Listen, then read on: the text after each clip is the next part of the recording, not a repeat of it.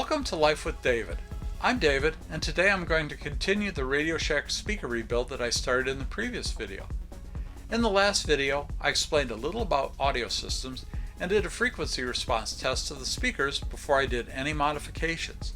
Today I will dig into these speakers and replace some components. So why don't you join me as we dive into these Radio Shack speakers? I'd like to spend a moment on safety. There's nothing more important than keeping you and your loved ones safe. Be sure to read, understand, and follow the safety rules for your tools. Using your tools properly will greatly reduce the risk of personal injury. And always use the appropriate eye, hearing, and respiratory personal protective equipment. In this video, we'll be doing electronic work involving soldering. If you're not careful while soldering, you can burn yourself, so always keep an eye on the tip of the soldering iron and let your work cool before you touch it. Now let's get started. The first thing to do to access the speaker innards is to remove the speaker grille. On this speaker, the grille is held in place with 4 small wood screws hidden in the corners. After removing the screws, carefully lift the grille off. The exposed speaker drivers are very delicate.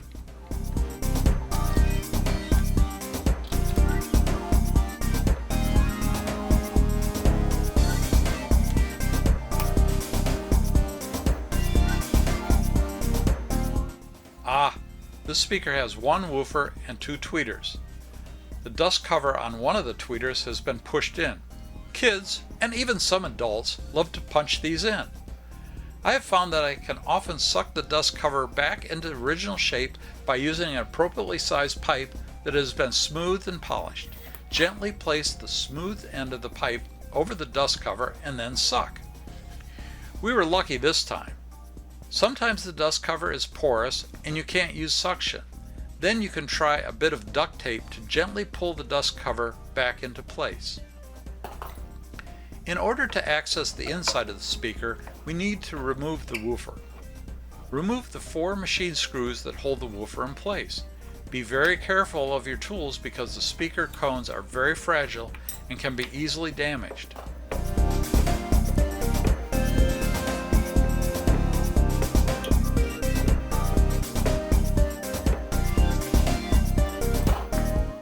Gently pry the woofer up and lift it out of the recess. There is a little play in the speaker wires, but not much.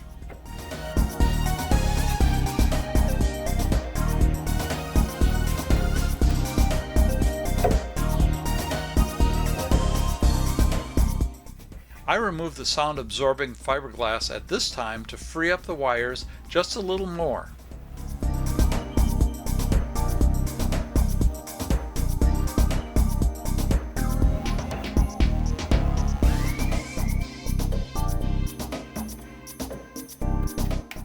Carefully flip the speaker over and place it back into the recess. Once there, remove the speaker wire, noting the colors of the wires. In this case, the black wire was attached to the negative terminal. I found that using a flat screwdriver helped in disconnecting the terminals.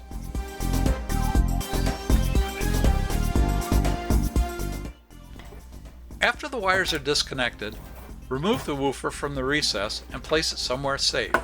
The next step is to get the crossover where we can work on it. Remove the 4 wood screws that hold the crossover in place.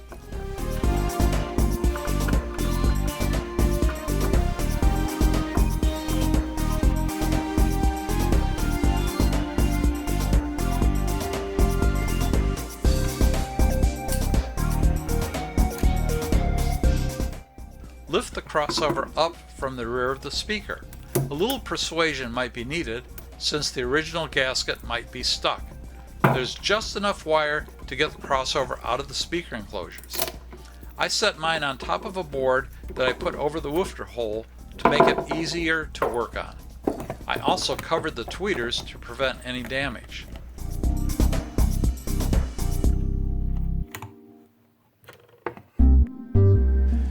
This crossover uses one 15 microfarad non-polarized electrolytic capacitor and a 10 millihenry inductor to create a high-pass filter to limit the low frequency power sent to the tweeters.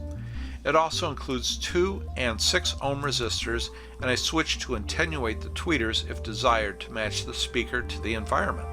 There is no low-pass filter on the woofer. It is self-limiting since it cannot efficiently reproduce high frequencies. Aging of electrolytic capacitors of this vintage can result in high AC or DC leakage, and the capacitance value can also change. My plan is to replace the capacitor with a new 15 microfarad capacitor. Before I install the new capacitor, I check the capacitance with a capacitor tester. It is right on. I cut the old capacitor out to make it easier to desolder the old leads.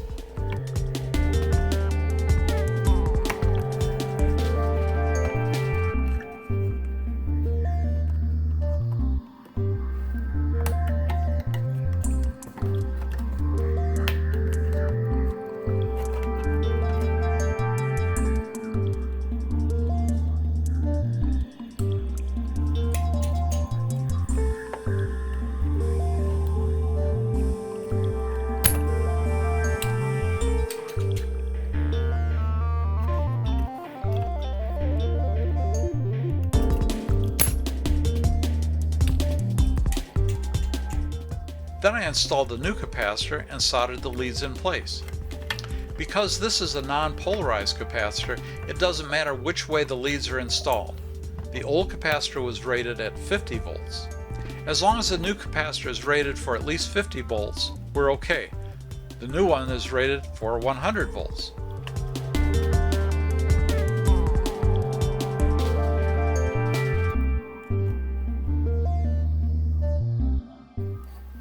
After the solder has cooled, add a little silicone sealant under the capacitor to keep it from vibrating. I chose GE Silicone 2 Plus since it is less corrosive than other types of silicone.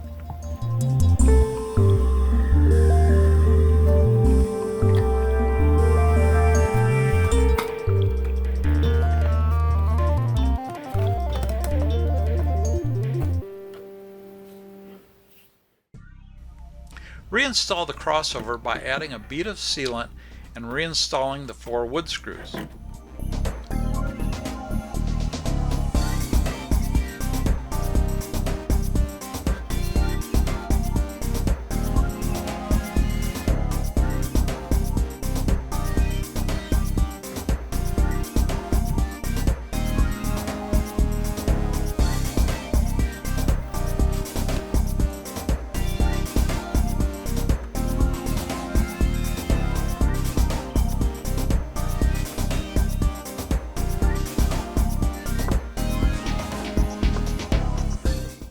I also put a little sealant on the back of the RCA jack to prevent air leakage, since I don't have the plugs that supposedly covered the RCA jack when it wasn't used. The next step is to reseal the woofer. I placed the woofer back in the recess to safely hold it while I worked on it. The old gasket had lost its shape, so I added a thin strip of weather stripping.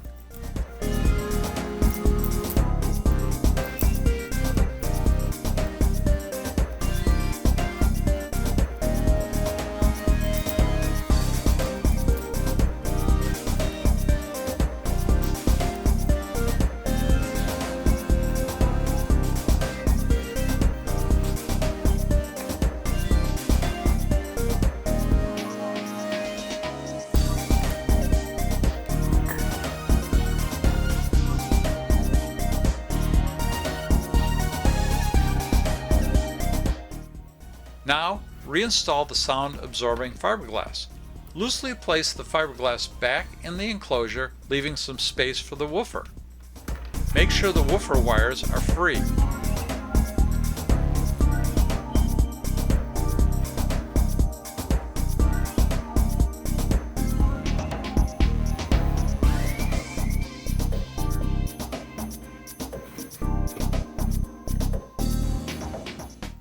Next, reattach the woofer wires. Remember the color of the wires. In this speaker, the black wire goes to the negative terminal.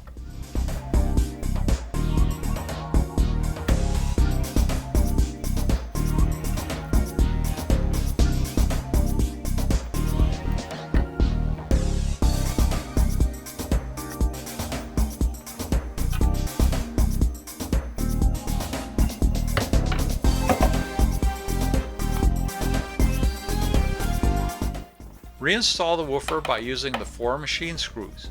Make sure the woofer is seated properly before tightening the screws firmly.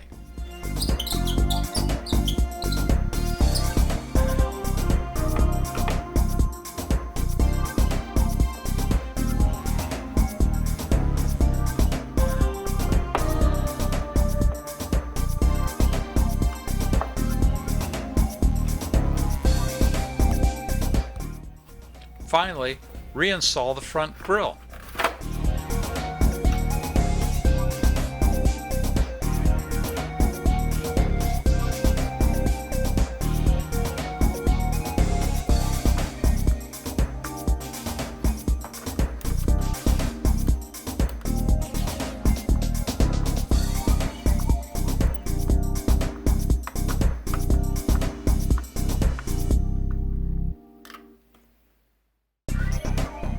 Thanks for joining me today.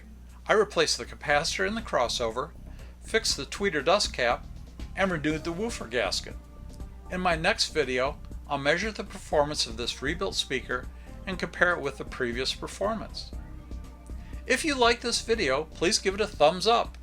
If not, give it a thumbs down. And leave a comment or suggestion for things to do.